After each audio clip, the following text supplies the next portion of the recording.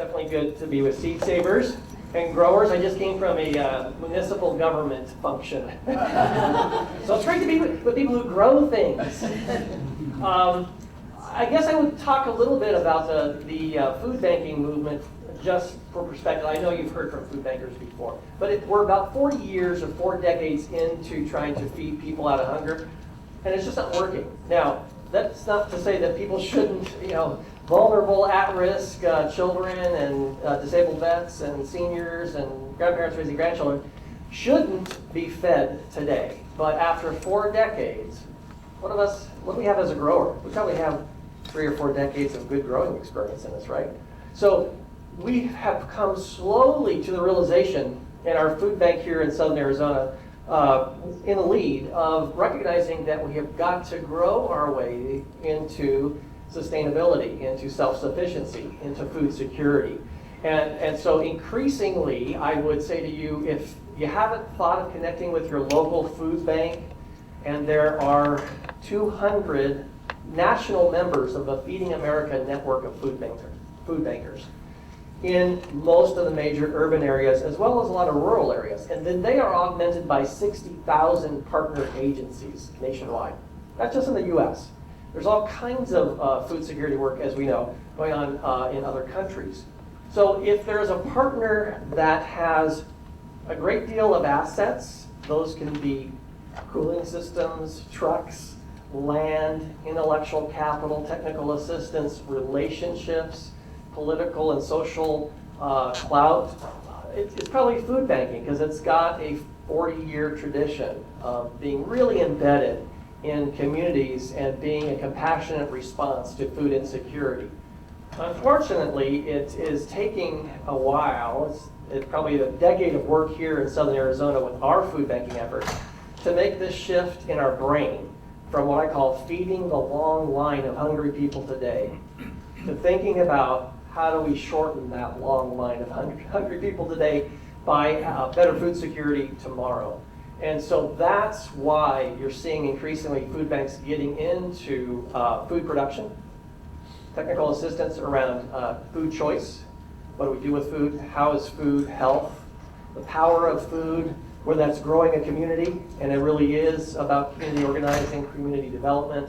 It is about household self-sufficiency and economic opportunity. Food as an economic resource, repopulating our local food or re-infrastructuring our local food systems so that we can use food as a tool for not only local food security, but also local economic development. And that does seem to resonate with municipal government. If you frame it, and we always have to think about how we frame things, and nothing is mutually exclusive. So you can frame a justice movement, you can frame a local food systems movement as economic development. And so we're in the process of trying to do that, not only locally, but across the Feeding America network of 200 food banks and 60,000 agencies. Now, how many of us are on board with the 2 halves of our brain? Because food banking started as resource recycling.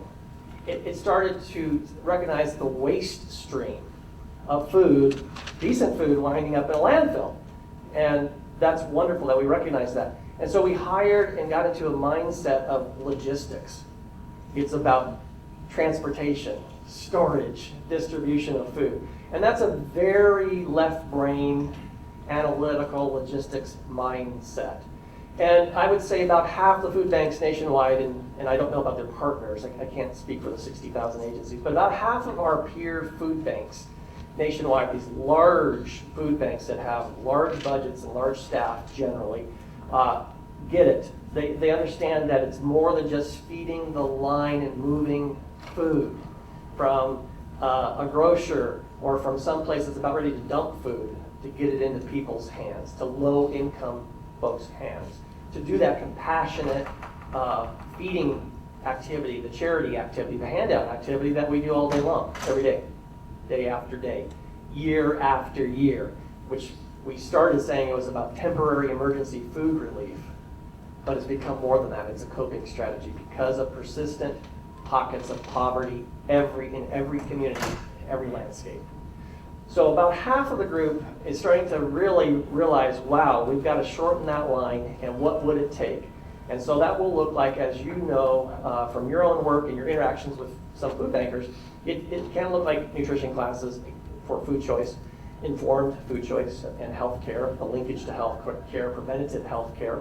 It can look like gardening. It can look like scaling successful gardeners into cooperative gardening endeavors and farms, and then once you produce in excess of your household and your neighbors' needs, you now have an economic resource.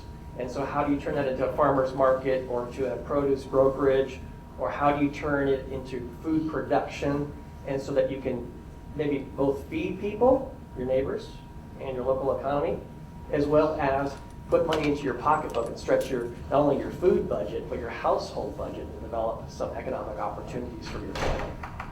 So increasingly, I think you'll get a warmer reception. 2 years ago, coming up on 2 years ago this fall, our food bank hosted the Closing the Hunger Gap Conference. That's being done again at the Oregon Food Bank this fall. Lots of food partners, food banks, as well as many others, producers and growers, food justice folks, nutritionists, really trying to understand how do we collaboratively repopulate our food systems locally. How do we do that in arid land adapted Tucson, Arizona? How do we produce food? Because it has been done. Indigenous peoples do it and have done it for a very long time. And we can do that in an environmentally sustainable way. Scale is the enemy of all of us at some level, and that's the battle that we're fighting in food banking right now. So I'm trying to give you an insider's perspective of food banking so that you have some knowledge about reaching out to food bankers as a potential ally. And one of the things that you may come across is that left-brain, feed-the-line food logistics mentality will say, yeah, but we're feeding 200,000 people a year in our service area, which is what we're doing here in Southern Arizona. And we're providing another 14,000 people with the knowledge, the tools, the resources to garden, to farm, to produce food, to grow food, to sell food, to have a food business, to be food entrepreneurs. And so that disconnect of scale is an enemy. That it's something that we just have to acknowledge, and that took 40 years to scale that 200,000 person impact in Southern Arizona. It's going to take a little bit of effort to scale the 14,000 to a bigger number, and absolutely at some point have greater food security, local food security in our communities. So some of our tools, we are known as the Community Food Bank. We understand the power of food in building community. We understand that food is needed by hungry people today, but food is also a resource for more economically self-sufficient and resilient communities for tomorrow. But we also, in the word bank, we also understand that we are part of a market economy, and how do we use finance as a way, as a tool, in addition to our germplasm, in addition to the seeds, the biodiversity, the agrobiodiversity that we're all wanting to save and see utilized because, well, for all kinds of reasons. Health reasons, environmental sustainability reasons, climate change reasons, whatever that reason is, we also understand that we need other resources besides germplasm. We have got to utilize the market economy tools. And so in our work at the Community Food Bank of Southern Arizona, and increasingly across the nation, you're going to find more innovative financing strategies. And that may be in partnership with government to understand the economic development opportunities to have a community, especially a low-income community, and we are a very low to moderate income community in Southern Arizona, as are many places. What tools are available for us to partner with government and the private sector? And we're hearing lots of trends. These are emerging trends. We'll have to see how promising they are in times. You'll hear about social impact bonds or pay for success bonding. It's really, it's an acknowledgement that government contracts may not have been written with outcomes in mind, more activities.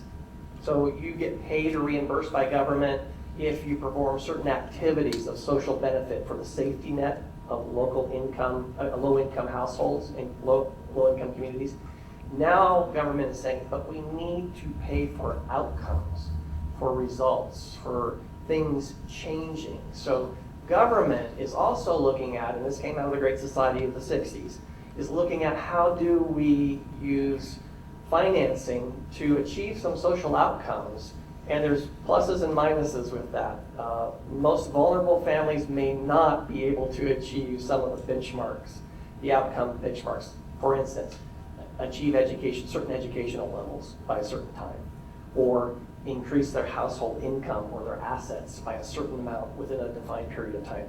These things may be unrealistic in a social impact bonding mechanism through government and the private sector, but it's at least getting their attention, and it is a tool that some municipalities in the US and in the UK, where it started, are finding it as effective strategies to move the needle on poverty. And that's what low-income communities is, that persistent poverty, lack of access to sufficient income, household income, lack of access to being able to build sufficient household assets to afford any number of opportunities, including education for their families. And so that's why there's a lot of coping strategies, which are trade-off decisions. Do I pay for healthcare, or do I pay for food? Do I pay for decent, affordable childcare, early childhood education, or do I pay for food? Do I pay for housing and utilities, or do I pay for something else? Do I pay for educational opportunities, post-secondary among those? Or do I have to afford other things? These are the tough trade-offs that people make. So I want to just encourage you to look at innovative emerging trends and financing tools like social impact bonds, pay for success, a lot of philanthropic foundations, and I would never say that philanthropy is ever going to replace government, in the role of and I know we're having a national debate about what's the role of government, and is government still needed besides military and other things like that. But if there is a role in it, even today, the federal budget exceeds our collective philanthropy in this country by like 200 times or 2,000. It's this ridiculous factor. It's huge. So the federal budget is still taking care of a lot of common good safety net needs of low-income households and communities, but it is diminishing. And so we are having to look at and have the debate about outcome performance-based financing tools with agreed upon targets between the provider, like a food bank or a seed bank, or a partnership between the two for local food security, and government who's trying to reduce its obligation, its cost to provide those services, and then a private entity who sees an opportunity to make some money because there's going to be some cost sharing that government will say, over the next 10 years, if we do the social impact bond, and the example is incarceration, if you keep people from being incarcerated and you have preventative care, you're going to save money as government. Government will share that savings with a private investor. If the private investor puts, and these are generally financial institutions, that put some money in this effort, and so that financial institution is fronting the money for the preventative care that a community through its nonprofit sector or even for-profit business social enterprises are doing to solve something or move the needle on some poverty statistics in that community. So there is a mechanism that's emerging. It's early days. That's an important mechanism. Philanthropic foundations have the ability to not only grant, and many of our organizations receive grants, they also have the ability to lend and make equity investments in not only nonprofit businesses, but for-profit or hybrid social enterprises. And so there is an increasing desire, and that conversation is happening fiercely in the philanthropic community right now among philanthropists, is how do I use my assets to make a bigger difference today? And I will continue to grant, which is the handout. It's sort of similar to food banking, feed the line handout. But how do I also return some value to the corpus of the foundation so that over time I can continue to accelerate the good things that we want to do today and in the future. And that can look like a loan or an equity investment.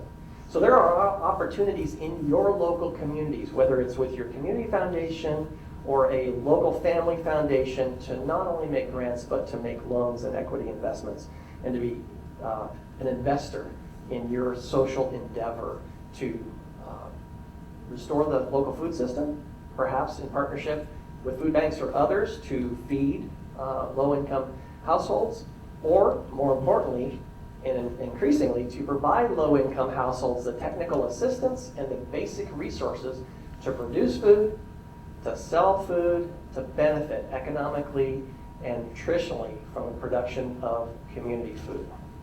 So I'm going to stop there just for a minute to see if there are any questions. That's just sort of an inside perspective of what's happening in the Feeding America network. There are great resources there. There are some barriers, and they're more mental than anything else. It's more of you're just facing a left brain food logistics transportation company mentality. And local food security is growers. It's a farming mentality. It is about learning from each season what works and what doesn't, and tweaking that and sharing lessons learned with others.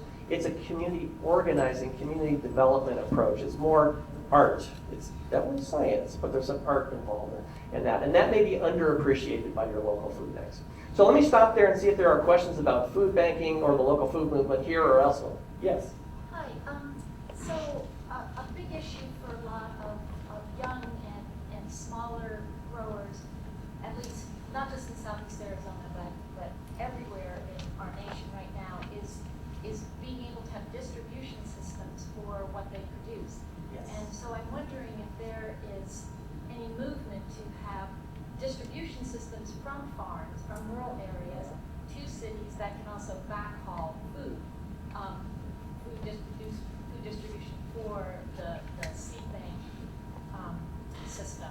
And as part of that, kind of get some of those wonderful values of small rural farming transferred into the communities. It's not technical assistance, but I think it would be encouraging. Absolutely. You know, that's at the community-based or asset-based community development organizing 101. What assets do you have? What assets do we have as a community or the partners have that they can lend into the mix? And some of the times that could be technical assistance. It's intellectual capital. It's the know-how how to grow food in an arid land. It may also be, as a food banking partner, we have idle capacity. So I'm putting on my left brain former manufacturing food logistics hat, that there are times that the trucks are empty. The coolers are not filled. The warehouse has space. And therefore, could we offer, as part of a community food system movement, maybe a group of growers who want to get produce from their rural farms to an urban area? We could do that in part. We have that asset. So food banks have that asset. If they have nothing else, they have infrastructure, physical plant infrastructure that could be lent to a community endeavor. Yes, sir.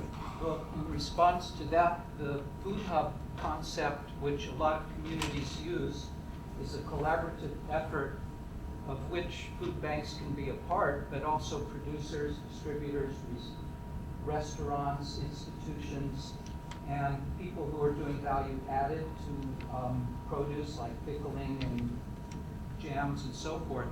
So you have to get a group of people, the stakeholders in the community together, and using some of this surplus that you mentioned, the biggest obstacle for small producers is distribution, and a lot of people who want to use local food, their obstacle is connecting with the producers. So the food hub concept aggregates all of the resources in one or more locales, depending on the character of the food hub, and the trucks, and a restaurant could come to a food hub and pick up produce. A grower just needs to go to the food hub and deliver.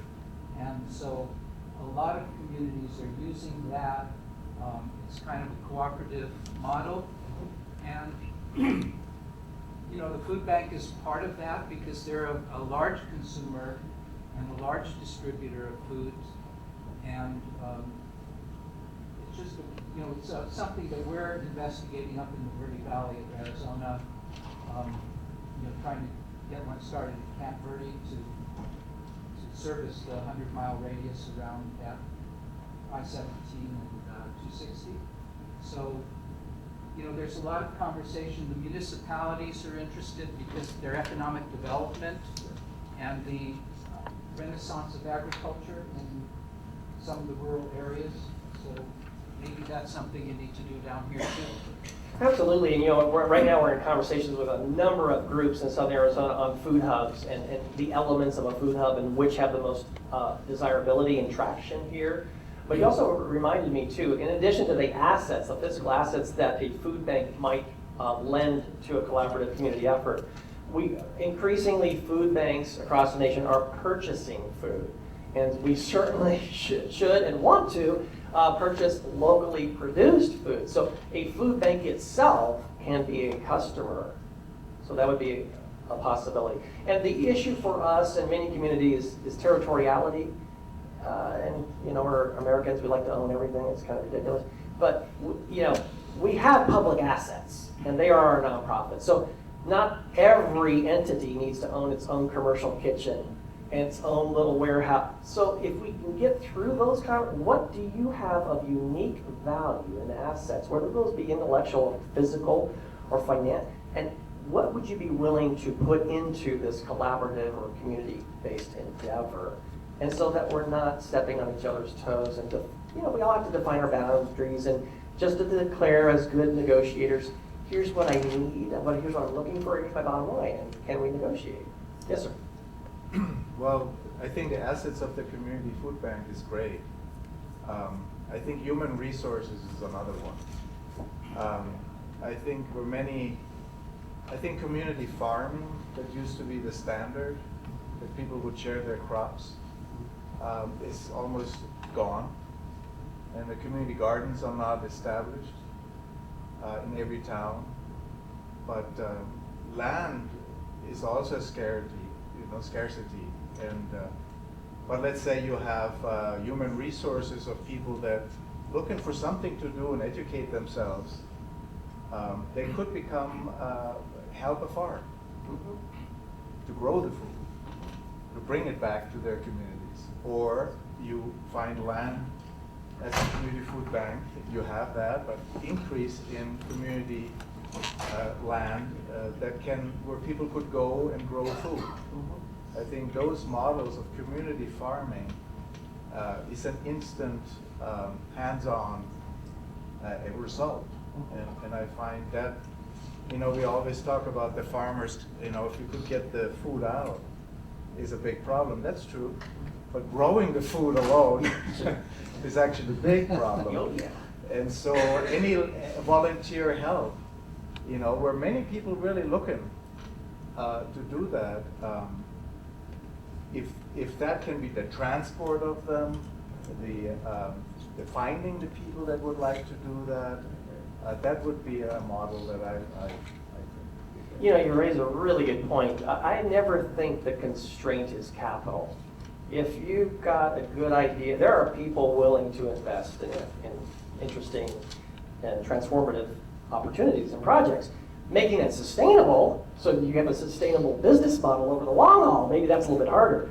And that's true for any business, no matter whether it's incorporated as a for-profit or non-profit, or as government, quite frankly, anymore.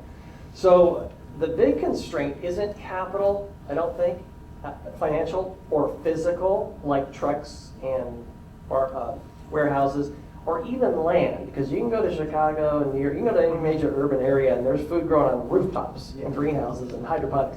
So I never think the constraint is that kind of stuff, it's people. And many communities have been doing time banks or volunteer banks or sweat equity cooperatives where, we do have a 5-acre farm somewhat under production at the Santa Cruz River. And it's really a community farm. So our first goal isn't to walk in there with seeds, as much as we'd like to, and compost and irrigation and technical assistance. It is really about developing local leaders. It's first about leadership development. It's first about human resources, capacity, people power. And you're right, that is the biggest piece. Even the well-funded farms in southern Arizona, including Howard Buffett's, you go out there and those guys are killing themselves because they're working so hard with so few people resources. So that is the big piece. And maybe look at communities where you live. Do they have a volunteer bank, a sweat equity bank? You know, some way that the local community members can come support other community members who are growing food and maybe holding down 2 jobs at the same time. And that's the power of food is building community. It's transformative. I think people are hungering for that connectivity anymore. And so providing, what better way than gardening or farming to do that? Other questions or comments for the good of the group? I love the questions that are also educating all of us about perspectives and opportunities. So thank you for that. Yes, ma'am. I'm wondering about the homeless population and how food security and things you talk about with funding sources and investing in low income, increasing household equity. What happens to that segment of the population? You know, that's a really good question, that basic safety net, Maslow hierarchy of needs. It doesn't get more basic than food and shelter. And so our homeless families and homeless population, while they need food resources today for hunger relief, many communities are starting to see the empowerment of homeless populations and homeless people to take control and help govern cooperative structures. Maybe it's around housing. So there's a micro-housing movement that's happening across the nation in many cities where there are pop-up housing units, and we've had it happen down here, and we've got to do better than what we've done, where the local residents, the local homeless residents are the ones going to govern that community, are going to build it, resource it, govern it, and take some control of their life. That can also, and is happening with some cooperative gardening movements as well. And even with job training programs, when some homeless folks are ready to re-enter or reboot their lives, there are opportunities, for instance, at Feeding America food banks to get back into the job market through the power of food.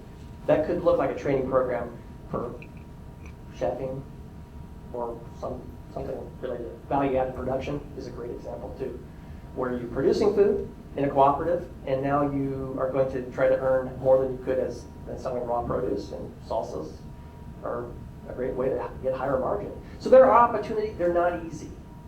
They're not easy because they don't necessarily take into account the complex social issues that a homeless person may have, and the support system through the Veterans Administration or through a local shelter or through many other social purpose nonprofits need to provide them the case management work. It's really tough. But thank you for that question.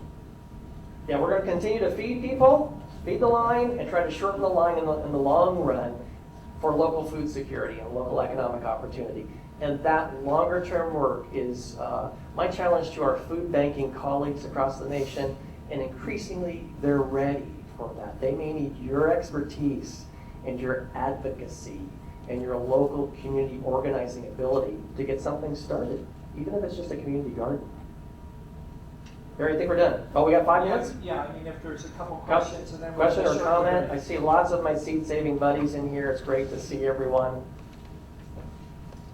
What am I forgetting? Yes, ma'am. So we talked about the value-added products. Could you talk about the barriers to the producers and others doing value-added products? We probably all know some of the barriers.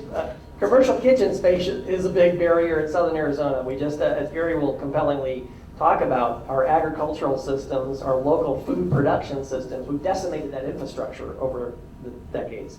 And so rebuilding that is not easy. And that's why we'd like to advocate that people do that in a cooperative fashion rather than everyone having their own little dinky kitchen, is how could you come together? So that infrastructure is there. That's a barrier. I don't think that's insurmountable, especially with the number of communities that have idle real estate, whether it's a structure or a piece of land. So there are opportunities there to overcome that barrier. I think it's more successful as a cooperative endeavor. What about regulations? Wow.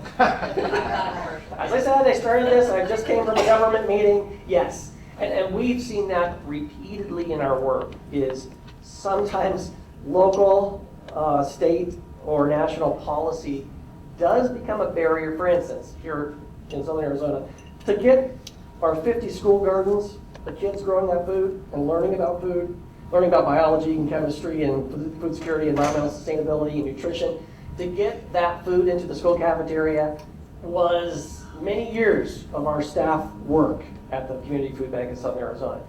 At the state level first, at the county level, and then at the school district level. And so, almost 4 years before we got the first vegetable from the garden into the cafeteria. What vegetable was it? Well, tomatoes, of course. Yes, ma'am, wait a minute in the back and then this one. I just wanted to mention about like, in terms of like commercial kitchens, if you want more information, the Sustainable Economies Law Center, where Neil Copper is from, they came up with in California a cottage industry law book, so you can actually do a certain amount of production in home. And so they really created the legislation and model legislation to be brought in other communities, so. Sustainable Economies Law Center. It's different from county to county, and as far as This is different the counties. state, this is the state law. Uh-huh. So there's legislation out there that might be able to be incorporated in Arizona, and that's, you know. So I've got 3-4 more years? Not necessarily. There are others who are paving the way ahead of you, but yeah, it is a, oh, you think farming and gardening is difficult? Yes, sir. So I'm from Toronto, and I've been studying kind of the food movement, and there's some really two interesting trends that I wanted just to share. One is the transformation of food banks to food centers. So moving away kind of from the charity handout model to more of a solidarity or solidarity model. And so these are multi-dimensional centers that are growing food, cooking it, sharing it, and advocating for food. And that leads to the second trend, which is the development of local food policy councils or local food councils, Yes. which are kind of coming together of the food movement to begin kind of a face-to-face direct democracy, interfacing with local municipal governments and state governments, where people can identify policy barriers and other kind of barriers to their work and then advocate together. And so that it's not just a community garden trying to advocate for more space, but it's coming together with food banks and the schools, the health units, policymakers, all in that one space. Work through these issues a lot easier than trying to do it. Thank you for those reminders. Which community do you belong to? Well, I'm in Canada, Toronto, and around Ontario. Fantastic. Well, I know that food councils, we have one here, and so they are taking off. And really the opportunity there is to bring grass tops and grassroots together, because you've got to have everyone all in if you're going to restore the local food system, because there are policy barriers, because there may be resource constraints that you've got to get people to invest and overcome those. So thank you. And yes, our local food bank, we've got our food security work is under a food resource center. So increasingly, I want to encourage you to reach out to your food bankers. They've got something to offer, and you have something to offer them, because 4 decades of feeding people is not solving hunger or poverty. Thank you.